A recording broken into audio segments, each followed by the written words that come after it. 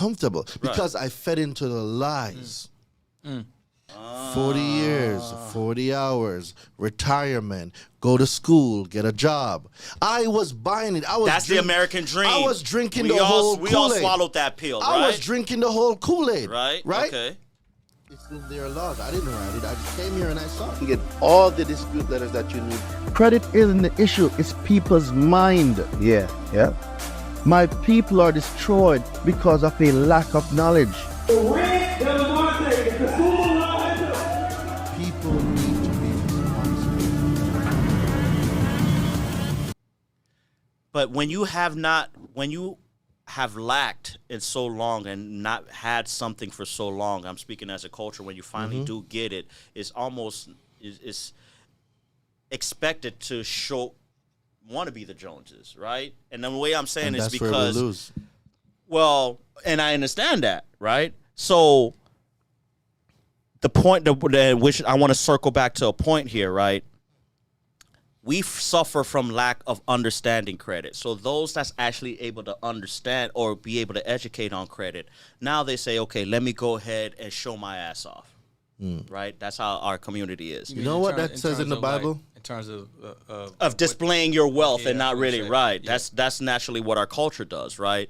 But what I want you to share with everybody, number one, your blue ocean strategy in the aspect of, okay, that we haven't touched this point where you came here to this country and decided to be the consumer law expert and use that leverage to be able to go ahead and educate others, right? So with that being said, is also educating the community as far as learning about consumer law was also a major impact in avoiding that Jones effect, avoiding that, hey, now that you have it, build wealth now. Don't sit here and splurge. Don't sit here and repeat the same cycle. You know, okay, let me frame the question better. No, that was good. You have it? Keep that, because I have the answer for that one. Go ahead, okay. All right. So when I was broke as a joke and ready to choke, right? He a rapper now. Right? I like that, okay. Right? Something happened to me, and the big man upstairs is always watching, right? Always, right. So I'm active duty military now. I'm making $7,000 a month. I'm making a lot of money, right?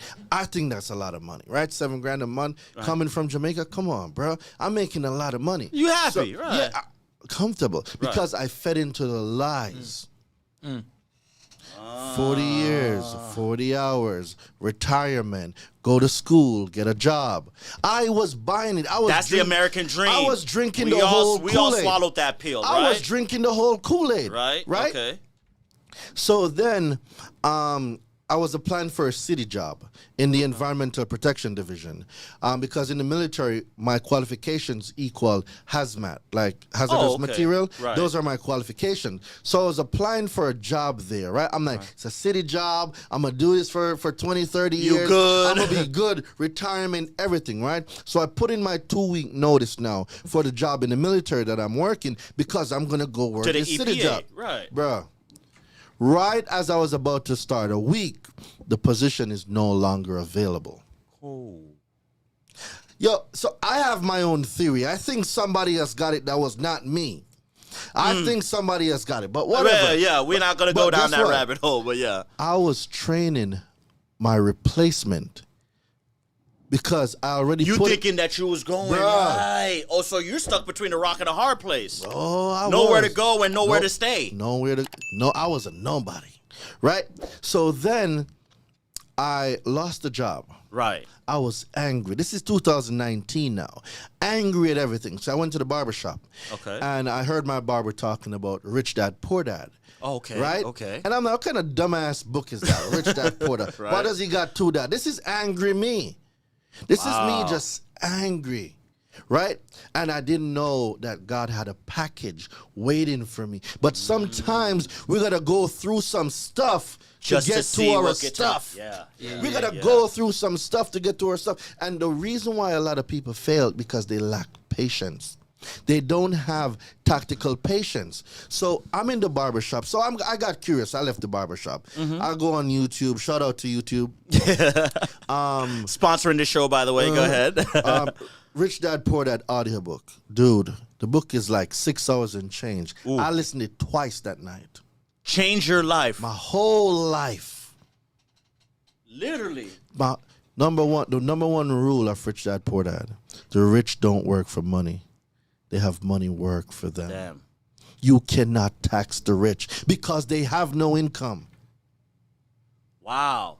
So that's powerful there. Powerful. Donald Trump taught us that too. Yeah. My whole brain did a 360. It's like I got a whole new brain. Dude, Rich Dad Poor Dad was the first book I ever read from front to back. And after I listened to it twice on YouTube, I got the book 3 days later. Shout out to Amazon Prime. Because that book came early. Dude, I read that book 6 times.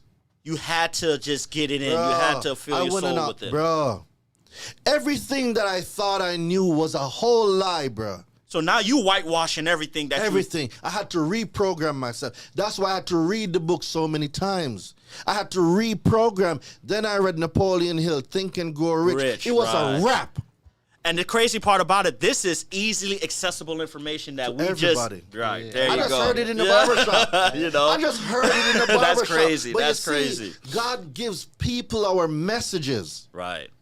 So you'll hear stuff like people like right now. I tell people about Rich Dad Poor Dad. Some of them will just go through it. But if somebody, the book is for like $6 or $10. And it's been around for 10, 15 years, this book. I think it's been long. No, maybe longer, since in the 90s. This book has been around for a minute. It's a staple, Yeah, this book has been around for a minute. Right. Just like Think and Grow Rich. Another one, right. Since the 1925 when Napoleon Hill made the first copy, or 1930. Right. These books have been around, but it goes back to us. Remember, in slavery, what was the biggest thing? Slaves can't read. An empowered, bro. Yeah. Wow. An educated person is a dangerous person. We all seen what Nat Turner did when he was able to, the story of how the slave, he educated himself and ended up leading the rebellion and everything. So 1997. 1997. An educated black man is a dangerous person. Very dangerous, bro. So now I'm reprogramming everything, right? Right. So now I got deployed. Dude, I read 140 books on my deployment. On a 1-year deployment, I read 140. I was averaging 8 to 9 books a month. You got me beat. My biggest was 86. I did 86. My goodness. 2020 did 86. To try to convince today's society to read a book is that's their problem. That is why they will be stuck like Chuck in a pickup truck. Because listen, we have to recognize it's time for a change. And Hosea 4 verses 6, my people are destroyed because of lack of knowledge. That Bible was written before I was born, and it is true to today. I'm not religious. Don't y'all think I'm religious. I am spiritual. I believe in an almighty sovereign being, but I'm telling you, the information is there. Yeah, facts. Seek and ye shall find. Knock and it shall be open. These aren't just words, but people are not asking themselves the right question. The first thing they're going to say, I can't do it. You shut your whole brain down.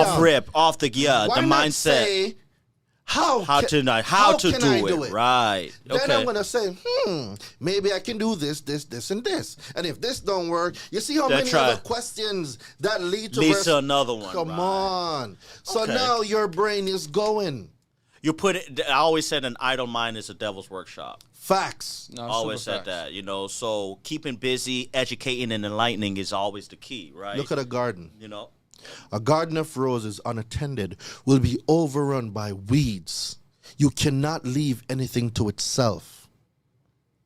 Good point. Anything left to itself is on sure path for destruction. So, with that being said, right? So, what's the approach you would give to somebody who has the mindset of, oh yeah, man, I can fix my credit. Let me just go ahead and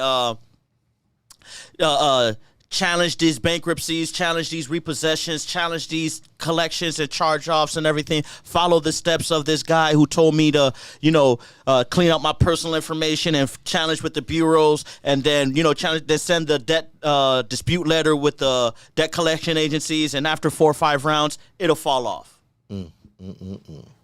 You've heard that before, so okay. So that's a mumbo jumbo they be preaching in the streets. Stop it, man. Stop it. I'm telling you the truth. See, all right.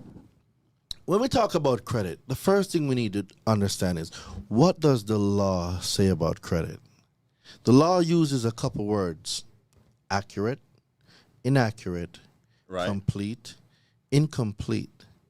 Right. Everything as the FCRA says that everything on your credit report must be reported accurately and fairly. Correct. Right. 15 USC 1681 EB.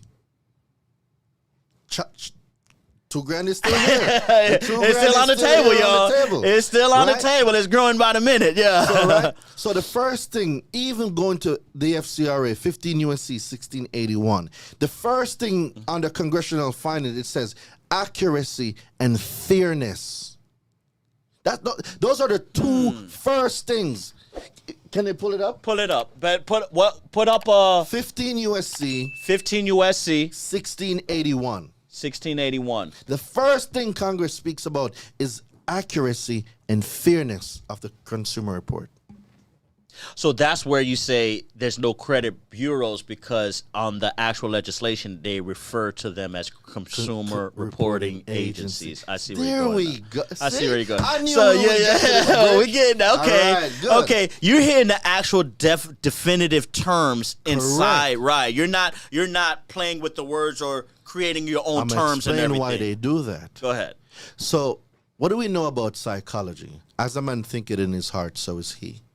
Right? Right. Okay.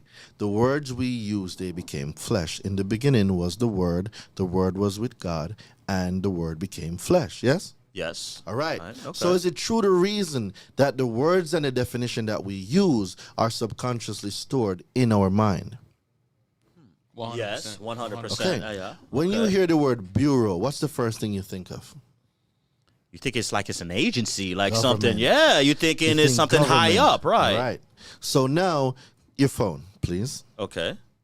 And for my production guy in the back. What's up? Okay. 15 USC 1681. Is it up there? Yeah. We got it up? All right, cool. Boom. So now, congressional findings, right? Right. Accuracy and fairness, two biggest words Congress use. So now, if Congress is speaking about that, so I'm not sure. Can you read it? Are you able to I could be able. Can we enlarge it just a little bit? I know the audience can see it. There we go. There we go. I want you to read that for me down to number 4. Okay, so we're going to start. Congress makes the following findings. 1, the banking system is dependent upon fair and accurate credit reporting, like you mentioned. Inaccurate credit reports directly impair the efficiency of the banking system, and unfair credit reporting methods undermine the public confidence, which is essential to the continued functioning of the banking system. All right, remember that part, and I'm going to give you an example where Wells Fargo did this. Remember that part. Oh, they're repeated habitual offenders, as they're always in the news, $3.7 billion right? lawsuit because of that violation alone. And they're still in business. Still in business. But keep going. Okay. Number 2, an elaborate mechanism has been developed for investigating and evaluating the credit worthiness, credit standing, credit capacity, character, and general reputation of consumers. So right there. Now, if they were government agencies, would Congress be calling their own agencies an elaborate mechanism? An elaborate have been developed. Okay. Let's keep it going. All right, number 3. Consumer reporting agencies. Really? Did you see credit bureau anywhere? You know what? You can take that 2,000 back. Yeah, thank you. Consumer reporting agencies have assumed a vital role in assembling. Has assumed. It wasn't given. It wasn't tasked. They assumed a role. Assumed a role. Right. He's right now. It's been black and white. A vital role in assembling and evaluating consumer credit and other information on consumers. So they assumed it. So there was nobody that giving them. There are these no credit bureaus. That's why credit bureaus don't exist. TransUnion, Equifax, and Experian are private companies, companies that are traded publicly. Yeah. They are not government agencies. But because we know the FBI, Federal Bureau of Investigation, IRS, our Internal Revenue Bureau, and all of these bureaus that's attached with government. Good point. When you use words, words have the power to make or break you. The way you think. The way you think, The way you as think. a man think it in his heart. So if we know how consumers think, and we know they associate bureau with government, an example, the Federal Reserve Bank. It's not even federal, and it's not It's even a private bank. ride. Most people don't even know facts, that. Yeah. facts, super The